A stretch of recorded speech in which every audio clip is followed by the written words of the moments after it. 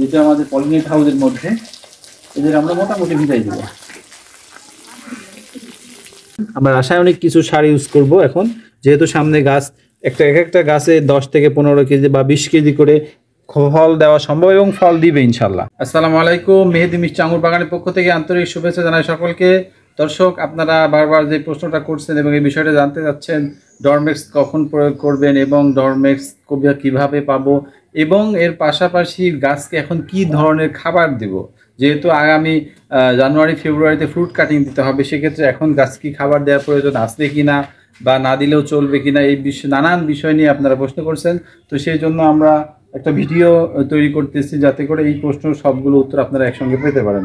এই সময় আপনারা ডিসেম্বর পর্যন্ত, অর্থাৎ আগামী ডিসেম্বরের 15 তারিখের মধ্যে আপনাদের যে যার প্রয়োজন, যেই রকম খাবার দেওয়ার প্রয়োজন গাছে খাবার দিয়ে দেবেন এবং কি কম্বিনেশনে খাবার দেবেন, কি কি খাবার দিতে পারেন সেইটারও আমি প্র্যাকটিক্যাল একটা ভিডিও চিত্র আপনাদেরকে দিচ্ছি যে এই খাবারগুলো আপনারা দিলেই এনাফ হবে, এরপরে আর কোনো খাবারের দরকার নাই। দেখতে পাচ্ছেন গাছগুলো আমাদের এখন অনেক হেলদি। আপনাদের অনেকের খারাপ লাগতে পারে যে আমাদের কাছে তো পাতা নেই, আপনার কাছে এত পাতা কেন, মনে হয় অনেক ট্রিপস গোপন করতেছেন। না দর্শক, এইটা আসলে আমাদের পলিনেট হাউসের মধ্যে, এটা আমরা দেখাইছি এর আগে, আমাদের পলিনেট হাউস তৈরি করা হয়েছে আলহামদুলিল্লাহ। তো আসলে পলিনেট হাউসে এই জন্য গাছের পাতাগুলো কিন্তু একটাও পড়ে না, যেহেতু এখানে কুয়াশা পড়ে না, কোনো শিশির বা কুয়াশা পড়তে পারে না, এই জন্য এখানকার পাতা একটাও নষ্ট হয় না এবং এখানকার গাছ একেবারে মনে করেন যে সিজনের মতো বাড়তেছে। তো এইটা আসলে এই জন্য, কিন্তু বাইরের গাছের গুলো পাতা ঠিকই পড়ে যাচ্ছে, আর গাছের পাতা পড়ে যাওয়া এটা কোনো অস্বাভাবিক ব্যাপার না, এটা স্বাভাবিক ব্যাপার। তো যাই হোক দর্শক, আমরা এখন কি কি খাবার দেবো এই নভেম্বর থেকে ডিসেম্বর মাসের মধ্যে, সেই খাবার কম্বিনেশনগুলো আপনাদেরকে দেখা দিচ্ছি। তো সেই ফল দেওয়ার জন্য এদেরকে পর্যাপ্ত পরিমাণে খাবারের প্রয়োজন আছে, এই জন্য আমাদের জৈব সারের পাশাপাশি রাসায়নিক খাবারের প্রয়োজন। এই জন্য আমরা এই যে দেখেন, এটা হলো পটাশ, এটা পটাশ সার এমওপি, আর এটা হলো ডিএপি, এটা হলো ডিএপি সার, এই যে যেটা দানা গোল গোল, এই যে আরেকটা আছে হলো আপনার টিএসপি, যেটা হলো আকরি সার বা আকরি সার বলে টিএসপি। এইটা, এই তিনটার কম্বিনেশন আমরা এখন খাবারটা দিব। এখানে আমাদের এই যে তিনটারই কম্বিনেশন করা আছে এখানে, এই দেখুন দর্শক, এখানে আমরা এটা মিক্সার করে নিয়েছি আগে, সেটা আপনাদের কি কি মিশ্রণ করলাম সেটা আপনাদের দেখার জন্য। এই যে আমরা এখানে দিয়েছি হলো টিএসপি এবং ডিএপি, আর এই যে হলো পটাশ দিয়েছে, এই তিনটার কম্বিনেশনে, অর্থাৎ আপনার বিঘা প্রতি প্রায় 20 কেজি হারে এই সারগুলো দিতে পারেন, বা পার গাছে আপনাদের এইরকম যদি ম্যাচিউরড গাছ হয়, যে দেখতে পাচ্ছেন আমাদের এখানে যে এরকম ম্যাচিউরড গাছ আছে, এই ধরনের কোয়ালিটি সম্পন্ন যদি গাছ হয় ম্যাচিউরড গাছ, তাহলে আপনারা 100 গ্রাম করে খাবার দিতে পারেন প্রত্যেকটা। ডিএপি 100 গ্রাম, টিএসপি 100 গ্রাম এবং এমওপি বা পটাশ 100 গ্রাম। এর সঙ্গে আপনারা বোরন দিতে পারেন, আমরা এখানে বোরন মিক্সার করে নিয়েছি। বোরন যেটা, এইটা আপনি প্রতি বিঘায় আধা কেজি দিলেই না, এটার পরিমাণটা খুবই কম লাগে।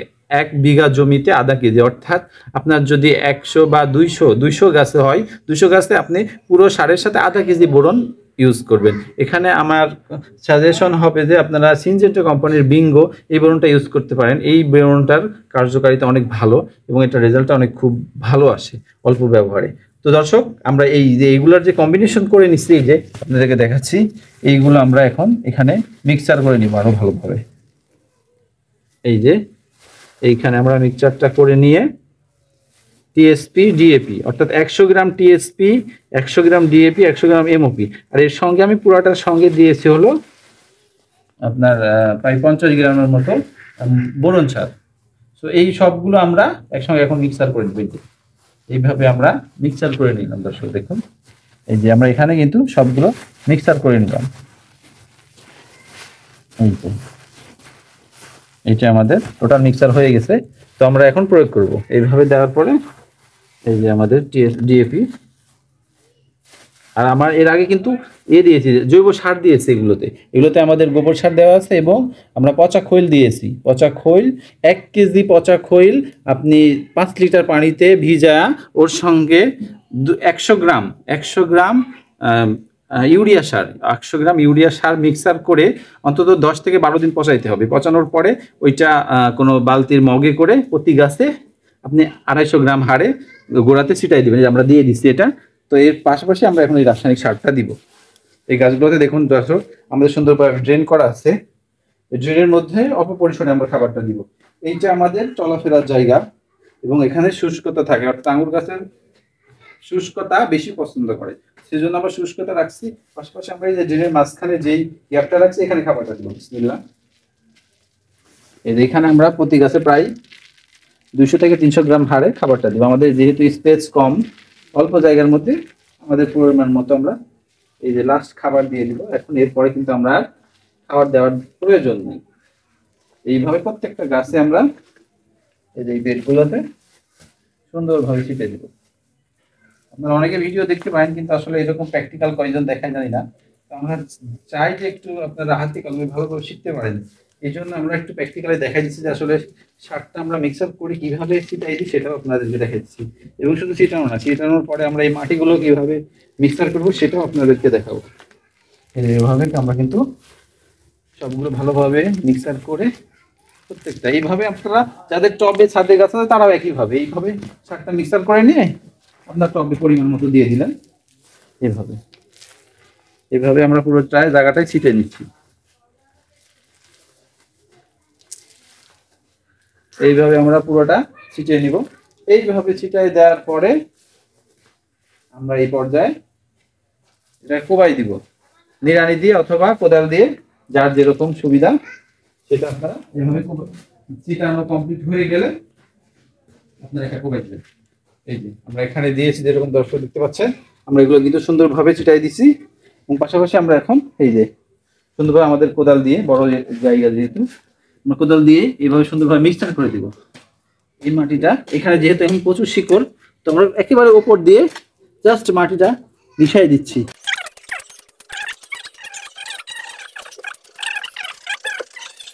কোবানো হয়ে গেছে দেখতে পাচ্ছেন আপনার দর্শক। এই যে আমরা সুন্দরভাবে এটা কোবাই দিলাম কোদাল দিয়ে। কোবাই দেওয়ার পর আমার যেহেতু কোদাল কমপ্লিট, এরপর আমরা এই যে পানি দিয়ে দিব। খুব বেশি পরিমাণে পানি দিব না আমরা, এখন জাস্ট এটাকে ভিজাই দিব।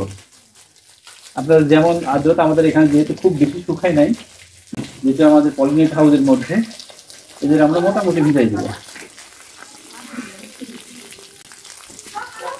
এইভাবে আমরা ভিজাই দিব ইনশাআল্লাহ। এবার ভিজাই দিলে কিন্তু আমাদের এটার কার্যকারিতা খুব সুন্দরভাবে কাজ করবে। এইভাবে দর্শক আমাদের বাকি কাজগুলো এইভাবে আমাদের নভেম্বর থেকে ডিসেম্বর মাসে যে খাবারগুলো দেওয়া প্রয়োজন খাবারগুলো দেওয়া শেষ। কিন্তু এভাবে আমরা যদি দেই ইনশাল্লাহ গাছগুলো পর্যাপ্ত পরিমাণের খাবার রিজার্ভ করবে। এবং যখনই আপনি ফ্রুট কাটিং দিবেন তখন দেখবেন যে ফুলের থোকাগুলোও বড় হবে এবং গাছগুলো অনেক মোটা মোটা কুশি নিয়ে বের হচ্ছে। আর কিছু মাঝখানে তেমন খাবারের প্রয়োজন নাই। আর যারা স্প্রে ইউজ করতেছেন শিডিউল অনুযায়ী স্প্রে ইউজ করেন। এখন 15 দিনে একবার স্প্রে করলেই হবে এই সময়টা। আগামী যেহেতু এখন অনেকের গাছে পাতাই নাই, পাতা পড়ে গেছে, তো আমরা জানুয়ারিতে অথবা ফেব্রুয়ারিতে কাটিং শুরু করব। এবং পরবর্তী আমরা যখন কাটিং করব আমরা ইনশাআল্লাহ সেই ভিডিওগুলো আপনাদেরকে দিব। সামনে আবার দেখা হচ্ছে নতুন আরেকটা ভিডিও, নতুন আরেকটা আপডেট নিয়ে। আসসালামু আলাইকুম ওয়া রাহমাতুল্লাহি ওয়া বারাকাতুহু।